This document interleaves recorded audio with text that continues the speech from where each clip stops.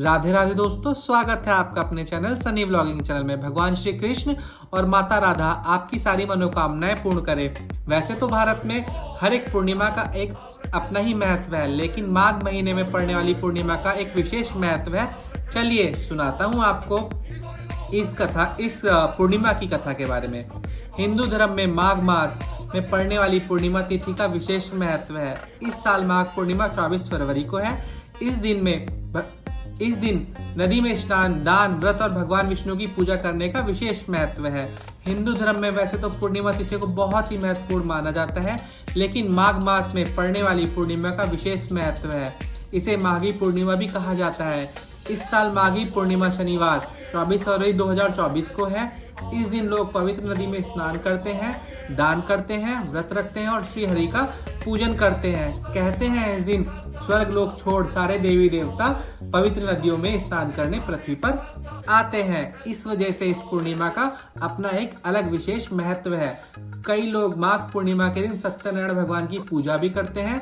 साथ ही माघ पूर्णिमा पर माँ लक्ष्मी, चंद्रदेव की भी पूजा करना शुभ माना जाता है। आइए जानते हैं पूर्णिमा से जुड़ी कथा के बारे में, जिससे इसके महत्व का पता चलता है। माघ पूर्णिमा से जुड़ी पौराणिक कथा के अनुसार कांतिका नगर में एक गरीब ब्राह्मण दंपति रहते थे, जो भिक्षा मांगकर अपना जीवन यापन करते थे। ब्राह्मण का नाम धनेश्वर था और उसकी कोई संतान नहीं थी। एक दिन भिक्षा मांगने के दौरान लोग ब्राह्मण की पत्नी को बाज कहकर ताने मारने लगे और भिक्षा भी नहीं दी। इस तरह से ब्राह्मण दंपति बहुत ही दुखी हो गए। इसके बाद किसी ने उन्हें 16 दिन तक माँ काली की पूजा करने को कहा। दंपति ने 16 दिनों तक माँ काली की पूजा की। पूजा से प्रसन्न होकर माँ काली ने दंपति को दर्शन दिए और साथ ही ब्राह्मण की पत्नी को गर्भवती होने का वरदान भी दिया। माँ काली ने ब्राह्मण को हर पूर्णिमा पर दीप जलाने को कहा और अगले पूर्णिमा में दीपक की संख्या को बढ़ाने को कहा।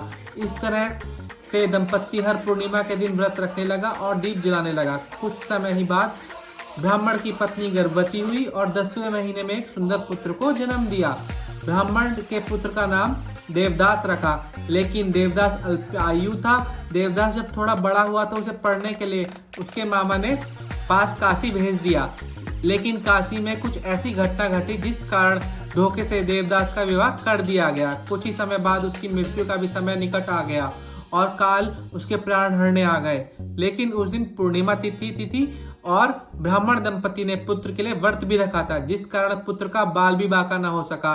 भगवान विष्णु स्वयं काल के आगे आ गए और भगवान विष्णु ने कहा कि मेरे भक्तों को काल तुम भी कुछ नहीं कर सकते, क्योंकि आज इन्होंने मेरा व्रत रखा है, उपवास रखा है, तो मैं इनको आपको भी नहीं ले जाने दूंगा। और इस कारण उस देवदास का बाल भी बाका ना हो सका। पूर्णिमा व्रत के प्रभाव से ही देवदास के प्राण बच पाए थे। इसलिए ऐसी मान्यता है कि पूर्णिमा का व्रत रखने से जीवन संकटों से मुक्त रहता है और अनहोनी टल जाती है। माघ पूर्णिमा का बड़ा ही विशेष महत्व है। कहते हैं इस पूर्णिमा पर भगवान श्री कृष्ण और राधा माता ने रास भी रचाया था और आज भी भगवान श्री कृष्ण और राधा माता रोज वृंदावन में रास रचाते हैं। और आज का चांद भी बिल्कुल ही इतना 16 कलाओं के साथ युक्त होकर आता है और इतना ही सुंदर मनोरम लगता है कि मन करता है एक तक उस चांद को ही हम निहारते रहें। भगवान श्री कृष्ण और राधा माता आज के दिन धरती पर विचरण करते हैं, ऐसी धारणाएं बनी हुई हैं। भगवान श्री हरि विष्णु जो जगत के पालनहार है, वो भी आज के दिन लक्ष्मी माता के साथ धरती पर विचरण करते हैं। तो आशा करता हूँ ये कथा आपको अच्छी लगी होगी। अगर आपको ये कथा अच्छी लगी हो तो कमेंट में जरूर लिखना। जय श्री हरि, जय माता लक्ष्मी। माता लक्ष्मी आप पर धन वैभव की वर्षा करती रहे। राधे राधे दोस्तों, मिलता हूँ आपसे एक ऐसी ही कथा के बारे में बताने के लिए। राधे राधे दोस्तों।